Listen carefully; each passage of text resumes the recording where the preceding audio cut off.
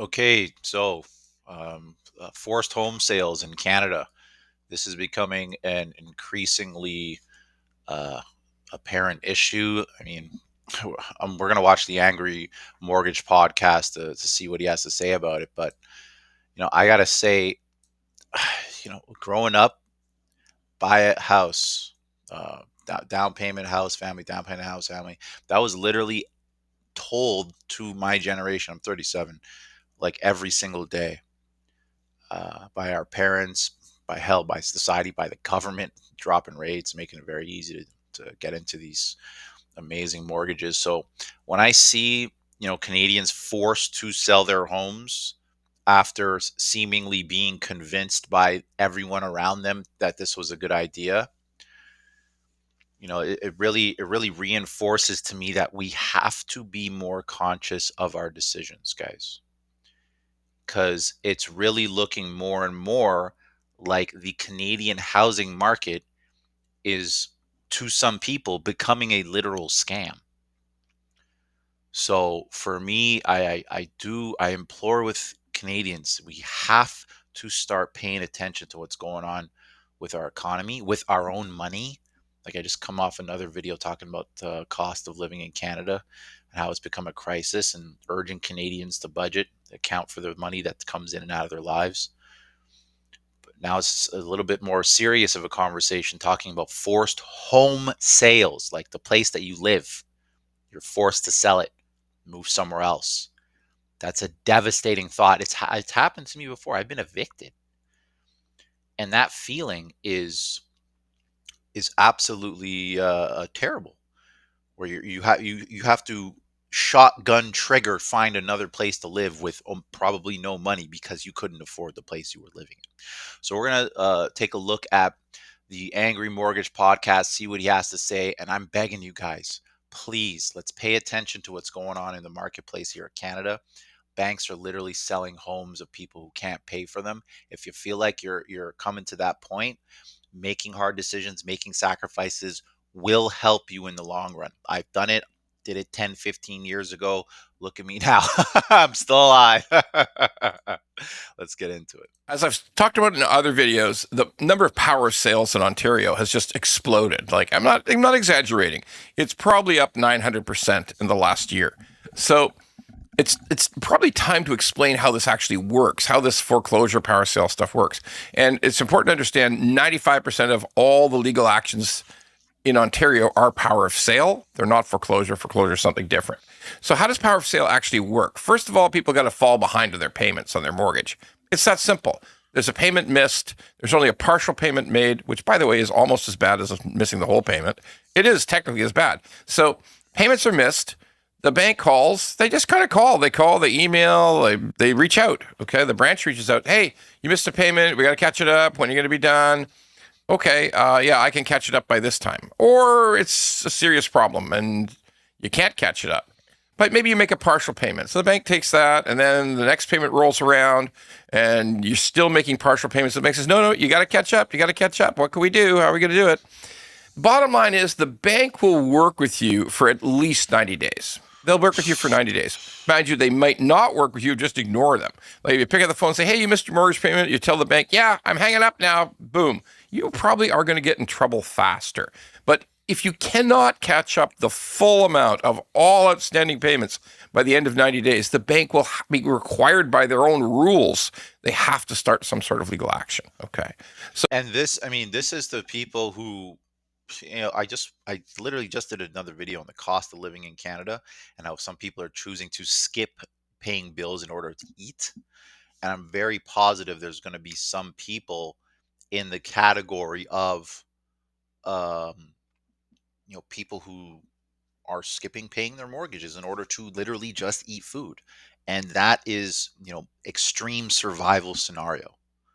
So, if you're making hard decisions on whether or not you're paying your mortgage or eating, you're at the breakaway point. You need to make drastic decisions on where you live, how you live, the places you work, because the fundamental things that make up your life, i.e., where you live and how you get money for food, Like it's so funny because I've been in such a terrible place. I do feel for the people that are going through this, but at the same time, I have to acknowledge the fact that I had to make devastating decisions about my life in order to put me on a path towards sustainability and growth. It's the bottom line. It's like living a certain way for a long time and then all of a sudden one day realizing like it's all gone. It's all gone. You have to do something completely different and uncomfortable for a long time just to come out of it. But once you're out of it, the feeling you have, I really gotta stress, it's liberating. You're gonna have to get smarter, track a lot of stuff, you know, be crafty with your money, be smart with your investments, but it's important that we're paying attention to this stuff now, guys. Because if you feel like the doors are buckling and things are coming off the hinges, and you might not be able to keep up over 3, 4, 5 months, make the decision now. So they turn it over to their lawyers. So if you call the bank themselves, they can no longer help you. They just say, hey, go talk to the lawyers. We're out of this now. Lawyers send you a letter. Letter says this is what you got to pay. And there's extras now. There's the lawyers themselves are going to charge a fee. You're going to have to pay them now. And so the money starts to build up what you owe. That's a demand letter, then no response, or there's no satisfactory action. And now there is going to go to court. They're going to file a statement of claim. They send you a letter with the court seal on it that shows they filed a statement of claim. Things are getting serious. So then the lawyers are going to push it through. I'm talking about banks now. Lawyers are going to push it along, and it will end up in a action that could easily, well, probably, not always, but may end up with you being evicted from the house. Private lending, because that's half, like about 55, 56% are bank mortgages in power sale. Big six bank mortgages. The rest are private lenders, alternative lenders, different kinds of lenders. And they take different approaches, okay? But in the end, it just means some of them are faster. Like some of them will turn you over to a lawyer after 7 days. You haven't paid up. You haven't gotten everything. You missed one payment, didn't catch it up perfectly by the end of 7 days. Boom, they turn you over to their lawyer. And that process of a demand letter, a statement of claim, that whole process gets going, okay? Now, with what happens? People have got this statement of claim filed against them. It's got a court seal on it. It's serious. So what they can do is one of two things. They can do nothing, which then the lawyer's just going to push the whole thing through court. They can file a statement of defense, but they have to make up some nonsense on the statement of defense because this is a very simple contract. If you pay, you're golden. If you don't pay, you're in trouble.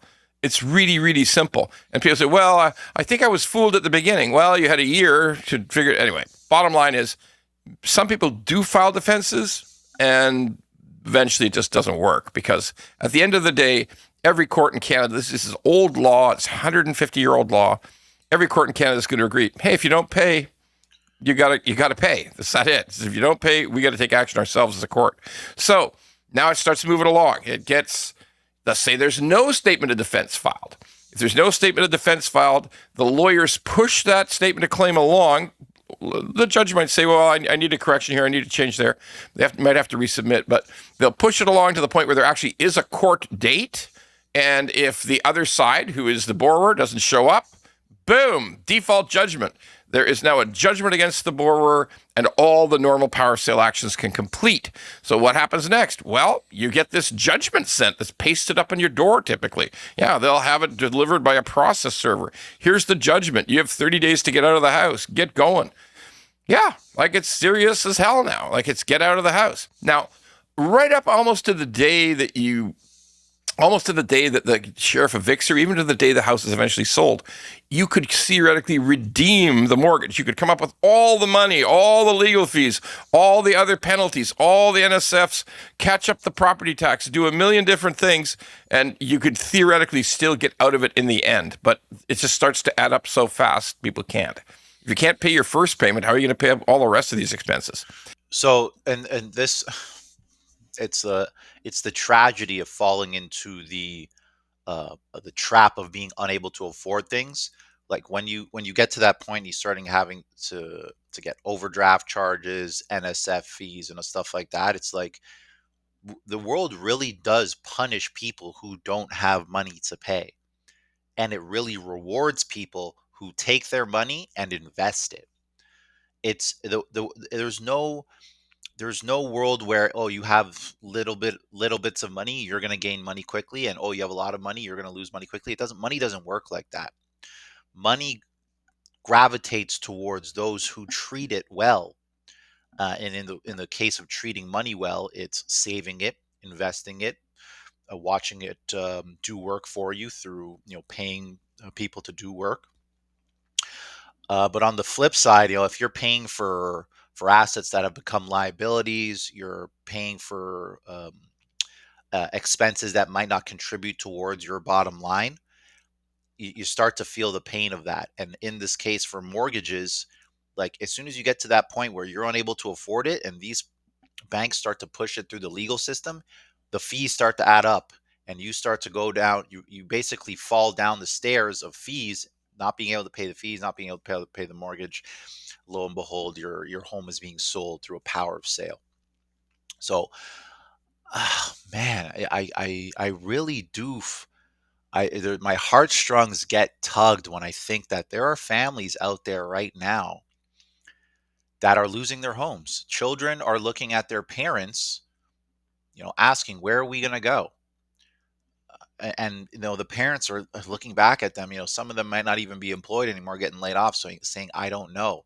And this is not typical for Canadians. Canadians are used to, I have a steady job, used to, I know my mortgage and my house are going to be safe for me and mine over the next 10, 20 years.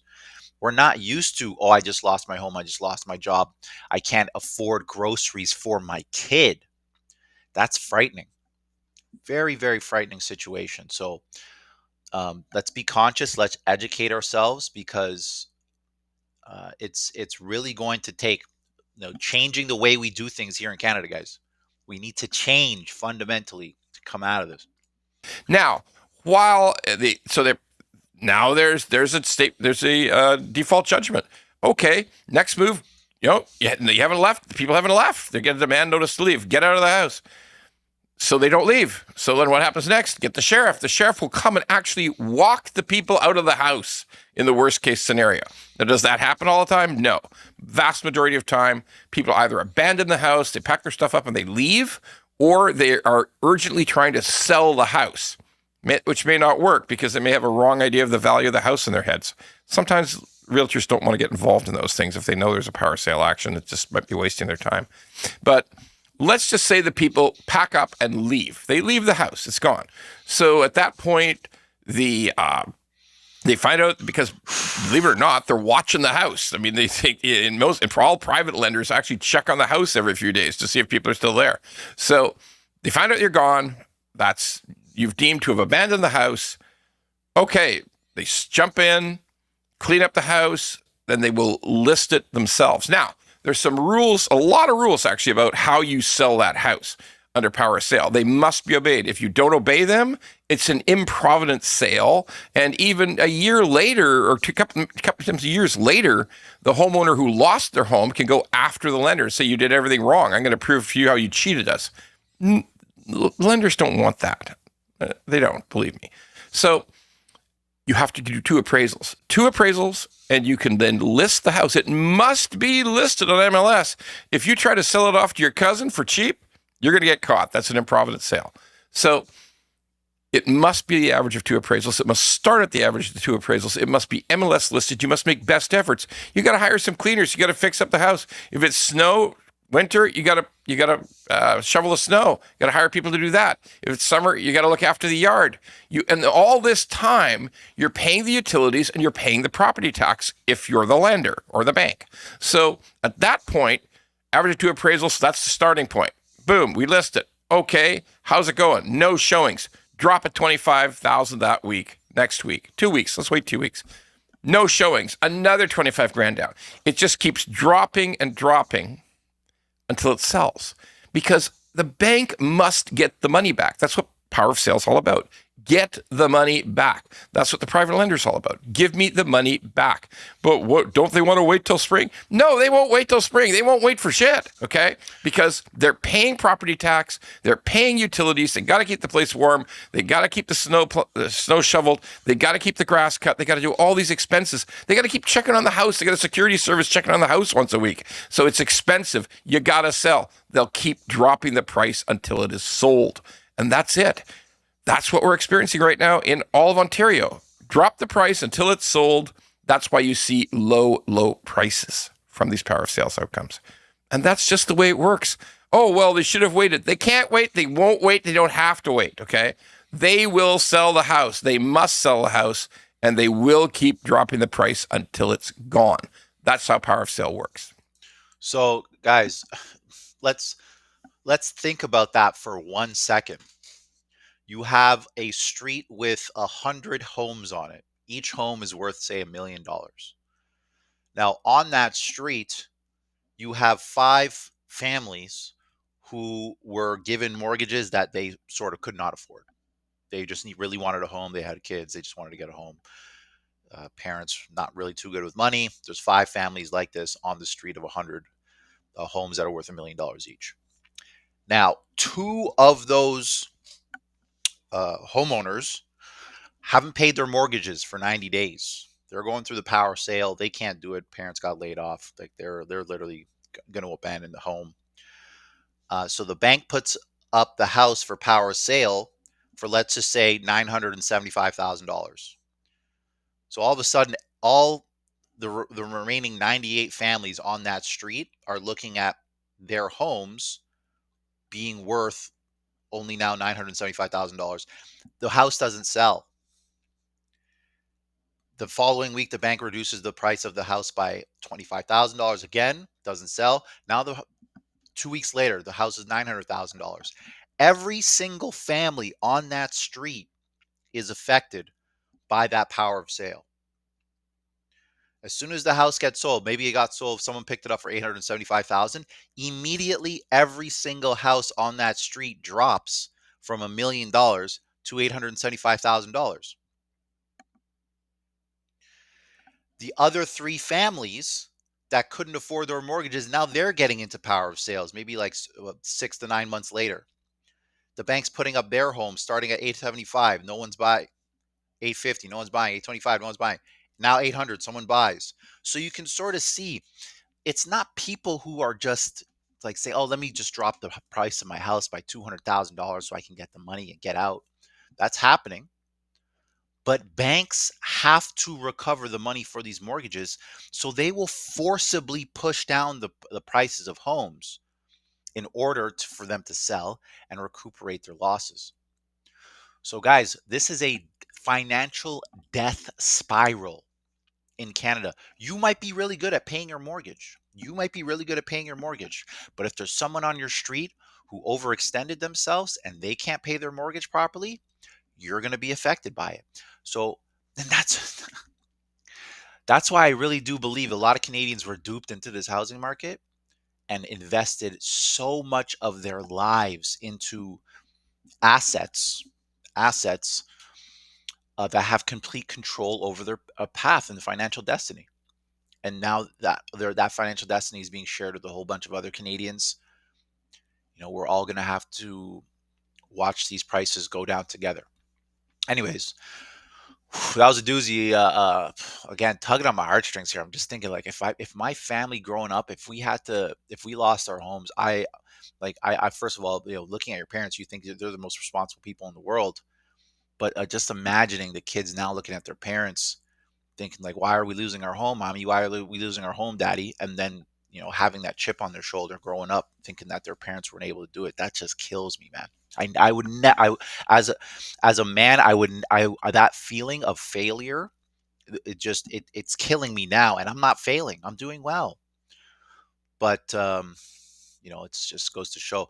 If you like what we're talking about here on the channel, you think this discussion is worth having, hit like and subscribe. I try to cover Canadian content creators as much as I can, talking about what's going on in Canada, just because I feel like it's important. Like I paid more attention now to what's going on in Canada because of YouTube in the past few years. Don Butler, he's really good at breaking down the real estate stuff. My hope is that we take a big step back from real estate, get into tech, AI, stuff like that. We run a tech agency here, helping Canadians get into it. But if you like these conversations, hit like and subscribe. If you don't like what we're talking about, you think I'm an asshole, you don't like how I look, hit dislike, leave a comment. We're going to be doing a big roundup at the end of the year about all the comments that you guys have been leaving about politics, about liberals, conservatives, immigration, real estate, budgets, AI. So it's going to be really fun, that video, headed into 2026. But yeah, you guys really like this type of content. We're getting more subscribers every day. So I'm going to try my best to cover it without breaking into tears. But I really do feel like Canadians, once we educate ourselves, we'll be able to come out of this at some point. Let's get it.